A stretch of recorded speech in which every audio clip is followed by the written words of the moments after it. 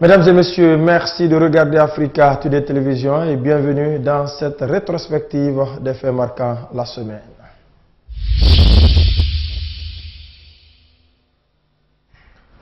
Le président de la République et le vice-président de la Banque islamique de développement chargés des opérations ont inauguré cette semaine le complexe sanitaire amélioré de Mafrenya dans la préfecture de Forêt-Karia. Cette infrastructure sanitaire devra offrir des soins de santé primaires, matériels et infantiles également à la population de cette localité qui a été aussi frappée par le virus Ebola. Le compte rendu est signé Aliceni Diallo. C'est un CSA, centre de santé amélioré, et un CTE, centre de traitement épidémiologique flambant neuf, qui ont été remis officiellement aux populations de Kimamburu ce mercredi. Ce geste du gouvernement s'inscrit dans son vaste programme d'octroi des soins de santé publique à tous les citoyens. Financé dans son entièreté par la Banque islamique de développement à hauteur de 2 millions de dollars américains, ce foyer sanitaire comporte plusieurs compartiments. Un espace pour les activités de soins de santé primaire, un espace modulable pour les hospitalisations, un plateau technique constitué d'un bloc opératoire, d'une unité d'imagerie, d'un laboratoire d'analyse biomédicale, un centre de traitement des maladies à potentiel épidémique, 2 logements pour les agents de santé. Ce complexe est doté d'équipements médicaux lui permettant de réaliser son paquet d'activités selon le ministre de la Santé. La réalisation de ce centre de santé amélioré et de ce centre de traitement épidémiologique sera très bénéfique aux 344 596 habitants de Mafrenya et les autres sous-préfectures. Le centre de santé amélioré qui vient d'être construit est une infrastructure qui fait partie de la carte sanitaire nationale et qui aura pour mission d'assurer l'hospitalisation des cas compliqués dans les domaines de la médecine générale, de la pédiatrie, de la maternité, de la chirurgie générale et des maladies infectieuses.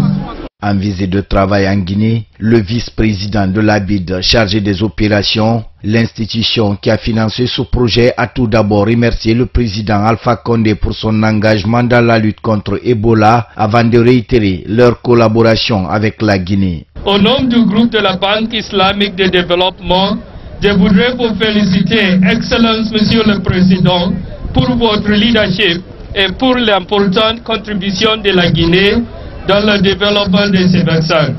Pour terminer, je voudrais vous assurer de l'engagement fort de la Banque islamique de développement à appuyer les efforts de développement du gouvernement, notamment visant le renforcement des systèmes de santé. C'est une visite guidée de ce complexe sanitaire de Mafrenya qui a mis fin à cette cérémonie inaugurale. La douane guinéenne a ouvert cette semaine sa réunion annuelle dans un réceptif hôtelier de la place. Pendant 3 jours d'activité, les douaniers passeront en revue les difficultés du secteur et les projections pour l'optimisation des recettes en cette année 2017. Oumi Kamara nous fait le point. Pendant ces 3 jours, les soldats de l'économie camperont essentiellement les travaux sur 4 axes fondamentaux. Il s'agit notamment, selon le directeur général, de l'évaluation du niveau d'exercice des tâches assignées pour l'exercice 2016, la connaissance des nouvelles charges budgétaires et économiques pour 2017.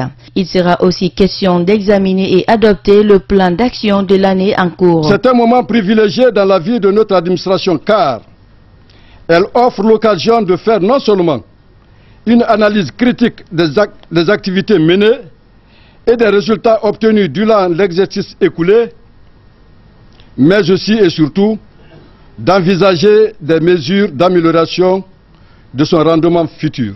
Les douaniers sont résolument engagés à mieux accomplir les nobles missions qui sont les leurs, à savoir la mobilisation des recettes budgétaires, la promotion de l'espace économique, la lutte contre la fraude et la criminalité transfrontalière, la protection des populations au plan de la santé et de la sécurité, la facilitation du commerce licite international. Pour l'exercice de 2017, il est assigné à la douane des prévisions de recettes en augmentation de 200 milliards par rapport à l'année dernière qui était de 5,7 milliards de francs guinéens. Et pour la ministre de l'économie et des finances, l'atteinte de ces objectifs est un nouveau défi pour la douane, mais un facteur important dans la réalisation des programmes de développement. La poursuite des travaux de migration de Cydonia ++ vers Cydonia World, qui est entrée en application au niveau de plusieurs bureaux. La poursuite des travaux de construction des bureaux de douane au niveau de nos postes frontaliers de Sambailo, Kandika, Kouremale et Diéké.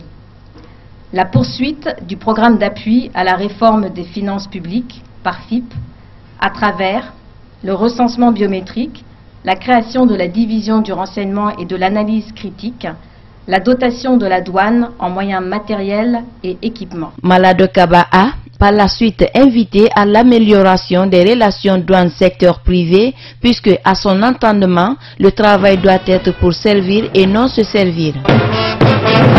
La responsabilité sociétale des entreprises dans le secteur minier en République de Guinée était depuis cette semaine au centre d'une réflexion ici à Conakry. Il s'agissait pour les différents acteurs du secteur minier d'examiner le document cadre sorti de l'étude menée sur le terrain pour une éventuelle validation. Soirée Boubacar.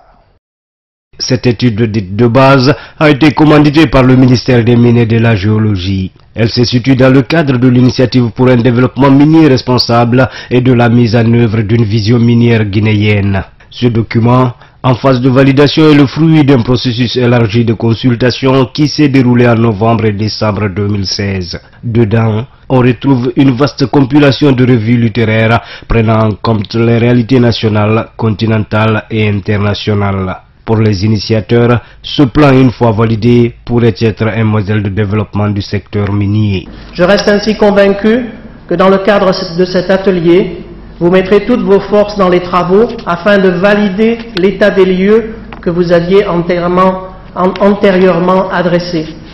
Examiner et enrichir le projet de politique RSE pour la Guinée et surtout traduire cette politique en un plan d'action concret et réaliste afin de permettre au secteur minier de contribuer encore plus au développement inclusif et durable en Guinée.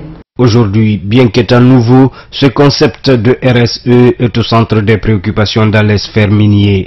C'est pourquoi le gouvernement guinéen veut faire de cette conception une référence pour asseoir une véritable politique de développement. Nous invitons chacun des participants à activement s'impliquer dans des discussions fructueuses et constructives pour que nous puissions aboutir à un cadre de compréhension commune de la notion de responsabilité sociale des entreprises pour pouvoir asseoir les bases d'une politique robuste qui prenne en compte notamment les questions de contenu local, les questions de développement communautaire, les questions de respect des normes environnementales et sociales d'une manière générale. Ce document, une fois validé, servira de base de réflexion lors de la table ronde nationale sur l'initiative pour le développement minier responsable prévue au mois de février prochain. Les travaux de validation du programme accéléré de sécurité alimentaire et nutritionnelle ainsi que de développement agricole durable se sont ouverts cette semaine à Conakry. Le gouvernement guinéen et son partenaire, la FAO, se sont penchés pendant 48 heures sur la question pour matérialiser l'engagement pris par le pays lors du sommet de l'Union africaine en 2013. Sa Alou Yombuno nous fait le point. Après plusieurs travaux intenses au cours des 5 derniers mois à Conakry, la Guinée et la FAO entament une autre phase de la matérialisation de leur engagement dans le cadre de la sécurité alimentaire et nutritionnelle au pays.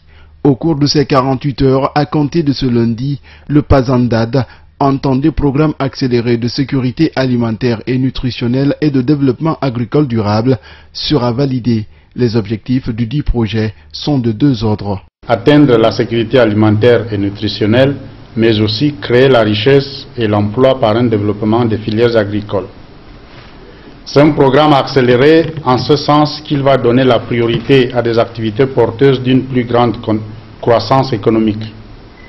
C'est aussi un programme multisectoriel qui réunit non seulement le secteur traditionnel de l'agriculture, de l'élevage et de la pêche, mais aussi ceux de l'eau et l'électricité, de la santé, de l'industrie et du commerce. En validant ce projet, la Guinée et la FAO confirment ainsi son intégration dans le plan national de développement économique et social, d'où l'importance des travaux de ce lundi aux yeux du ministre de l'Élevage. J'attache donc une grande importance à la validation de ce programme qui permettra de créer un cadre approprié pour la disponibilité des investissements nécessaires et l'utilisation des méthodes adéquates et modernes de production dans le domaine de l'agriculture. Je reste convaincu que vos réflexions, amendements et propositions constructifs permettront d'enrichir les analyses déjà faites et d'affiner les articulations avec les orientations stratégiques contenues dans le PNDS. La promotion d'un environnement favorable au développement des filières, la dynamisation des filières agricoles et la promotion de la nutrition et du genre sont entre autres composantes du PASANDAD, une initiative présidentielle. Après une année passée à la tête du département de la sécurité et de la protection civile, le ministre a procédé cette semaine à la présentation du bilan de sa gestion, une occasion pour Maître Abdoul Kabele Camara d'aborder et de revenir sur les principales actions engagées au cours de l'année écoulée, mais aussi d'annoncer de nouvelles perspectives pour 2017. Omar Sow.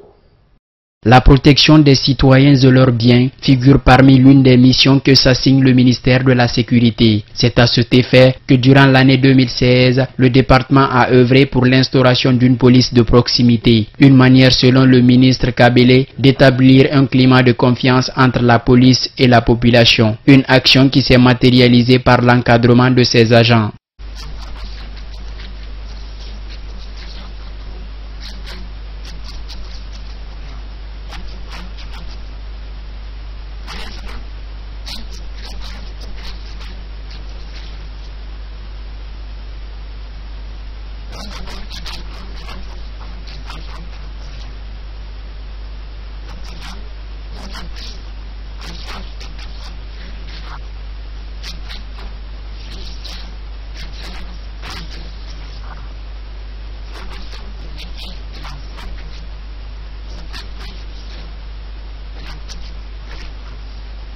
Autre activité réalisée, c'est celle de la mise en œuvre du projet intitulé « Policiers à l'école ». Selon Maître Kabele Camara, depuis son lancement à l'ouverture des classes, 30 policiers animent dans les lycées et collèges pilotes des séances de sensibilisation sur la délinquance, la citoyenneté et les droits et devoirs des citoyens.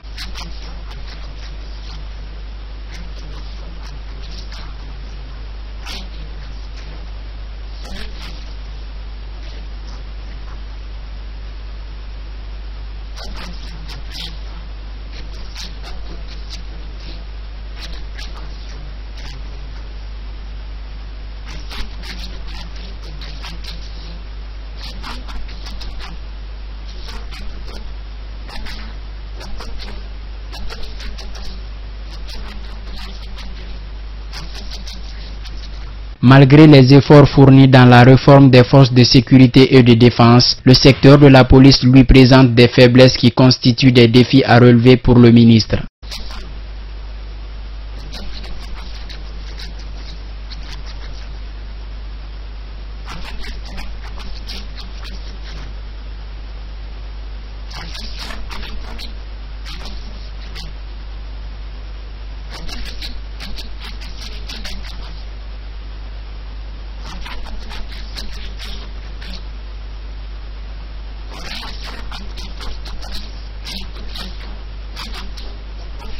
Pour l'année 2017 également, le ministère de la Sécurité et de la Protection civile entend développer des perspectives axées sur l'intensification des partenariats stratégiques. À cela s'ajoute aussi la lutte contre la criminalité et le grand banditisme, un travail qui se matérialisera par le renforcement des capacités opérationnelles des différentes unités d'intervention sur le terrain.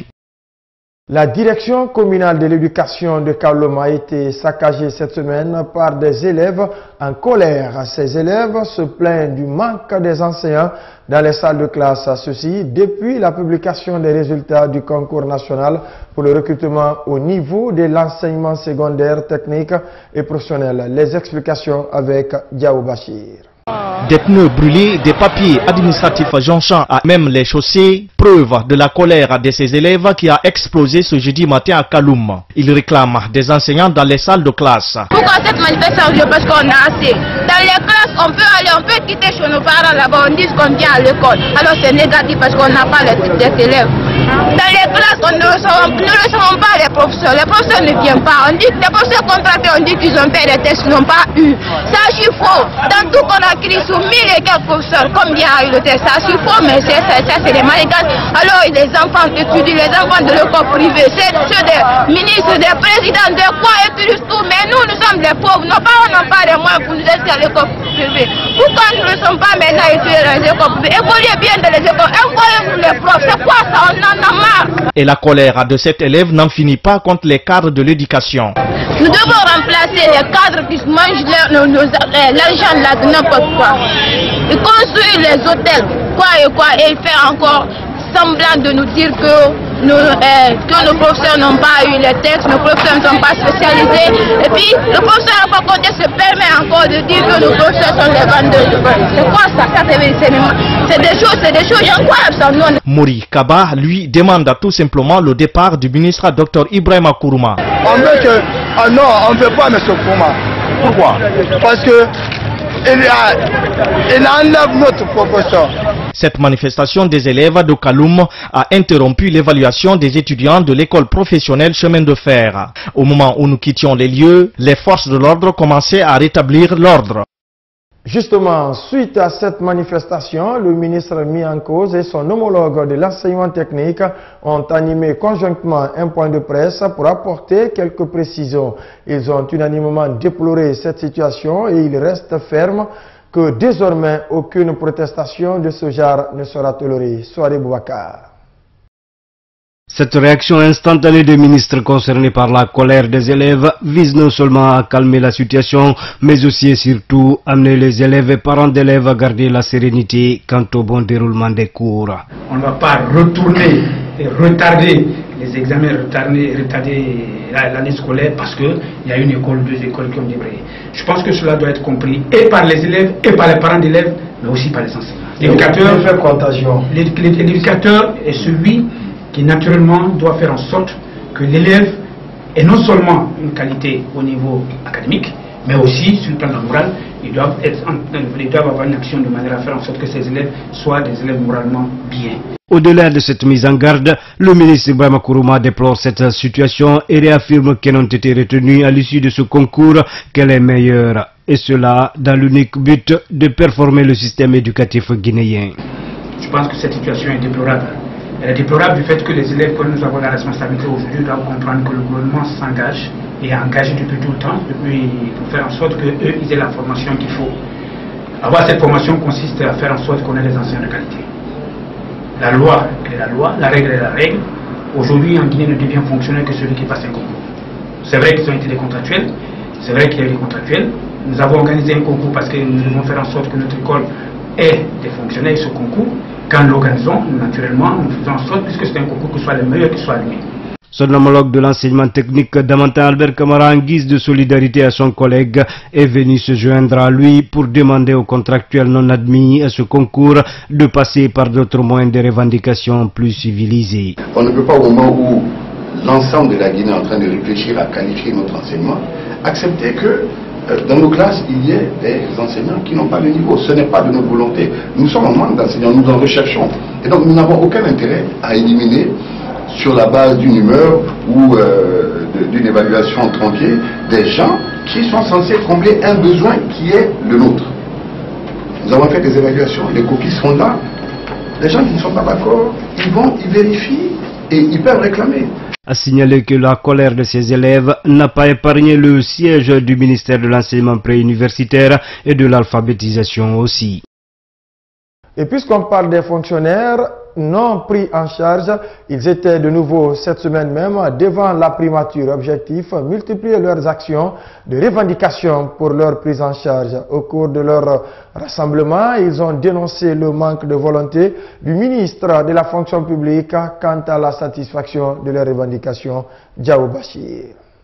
Pour ces 2000 fonctionnaires non pris en charge, c'est un combat qui doit continuer. Ils réclament la clarification de leur situation administrative car, disent-ils, être déjà immatriculés. Selon le porte-parole du collectif mis en place, cette situation est due à la mise en place par le ministre de la fonction publique d'un système de fraude et de mafia, s'appuyant ainsi sur son titre pour abuser d'une situation. Encore une fois de plus, c'est dans une situation de détresse morale que le collectif des 2000 fonctionnaires engagés dans les effectifs de la fonction publique déjà immatriculés depuis 2015 constate toujours avec amertume le refus catégorique de M. le ministre Sékou Kourouma pour la signature de nos arrêtés d'engagement.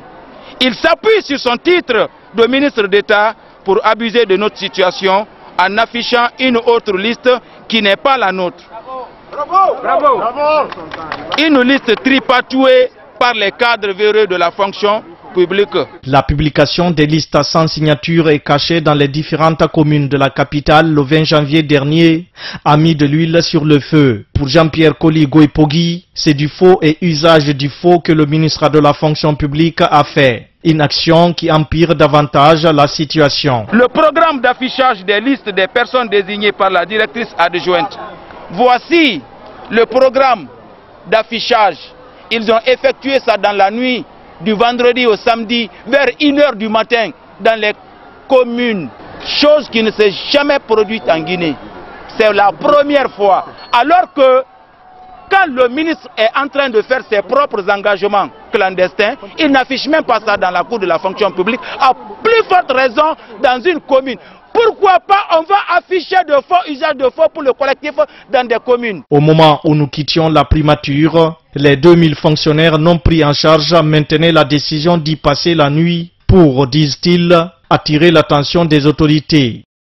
Le Centre européen d'appui électoral a officiellement lancé cette semaine la campagne de vulgarisation du Code de bonne conduite. Conduite des journalistes en période électorale. C'est une initiative qui fait suite aux recommandations d'un récent atelier de formation à l'intention des hommes des médias à Conakry. Explication, Aïssata Fofana. C'est dans un petit livret de 4 pages que se trouve consigné en 15 articles le Code de bonne conduite des médias.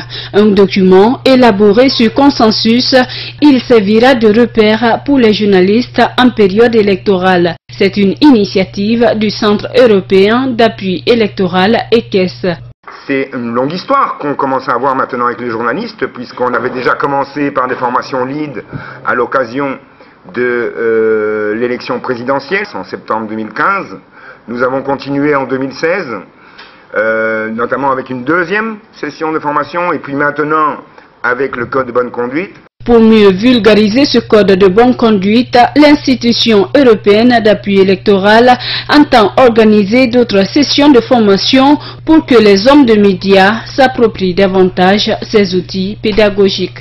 Après la rencontre d'aujourd'hui, où on fête en fait le consensus qu'on a obtenu entre nous, nous allons avoir 3 sessions de vulgarisation, ou en tout cas de présentation et d'appropriation du code par les journalistes que vous êtes. Alors il y en aura une qui se fera au Palais du Peuple lundi prochain, le 30, mais on en aura 2 autres, une à Nzérékoré et une à Mamou, pour les journalistes qui sont en province. Après l'échec de la vulgarisation des autres codes de bonne conduite, ECES, en partenariat avec les associations de presse de la corporation, a mis en place un comité de suivi qui veillera sur la pérennisation de cet acquis. Dernier élément de cette rétrospective de la semaine, rentrée solennelle cette semaine de la Jeune Chambre internationale de Guinée. Cette cérémonie a regroupé tous les membres des 8 locales de l'organisation, des partenaires et des autorités du pays. La rencontre a également permis au président sortant de passer le témoin à celui de 2017, Alessini Diallo. Comme les années précédentes, la Jeune Chambre internationale de Guinée a fait sa rentrée solennelle pour cette mandature de 2017. Une rentrée qui coïncide à l'arrivée très prochaine de la présidente mondiale de cette organisation humanitaire. Pendant cette rencontre, le président national sortant a passé le flambeau à son homologue entrant. Une occasion pour Ismaël Fanta de dresser son bilan pour l'année écoulée. Pour le compte du mandat 2016, nous avions pu réaliser pas mal de projets. Au nombre de ces projets, nous pouvons citer le projet don de sang. Également, il y a eu le projet d'initiation des jeunes filles à l'utilisation des nouvelles technologies de l'information et de la communication. Il y a eu également le projet don de livres que nous avions effectué dans la sous-préfecture de Kassa. S'unir pour bâtir, c'est le slogan de ce mandat. Pour le président national 2017, il n'y aura pas de fausses notes car les priorités sont énormes. La grande priorité après cette rentrée solennelle, nous devons d'abord réaliser des projets communautaires, donner une image forte à la Jeune Chambre internationale de Guinée pour que nous soyons une autorité à utilité publique à travers toute la Guinée. À cela s'ajoute le renforcement des capacités de nos membres. En jurant sur la constitution de la Jeune Chambre internationale, Lamine Souma s'est engagé à se mettre au service de l'ONG afin d'apporter des changements positifs. Et le ministre des Mines, lui-même ancien membre de cette structure, a lancé une invite à l'endroit de tous les jeunes pétris de positivité d'adhérer à la JCI. C'est un sentiment de satisfaction et surtout de joie quand nous voyons des jeunes de ce niveau-là s'organiser pour pouvoir améliorer leurs compétences et surtout pour aussi se créer des opportunités par leur travail. Je pense que ça ne peut que nous encourager et c'est une organisation à laquelle j'encourage l'adhésion de tous les jeunes pour pouvoir développer leurs capacités personnelles et pour pouvoir contribuer positivement au développement de la société. Le parrain de ce mandat 2017 a lui promis à la Jeune Chambre internationale de Guinée de tout mettre en œuvre pour l'atteinte de ses objectifs. Voilà, mesdames et messieurs, c'est la fin de cette rétrospective de la semaine. Tout le plaisir a été pour moi de vous servir. Je vous retrouve demain pour d'autres informations. Merci et portez-vous bien.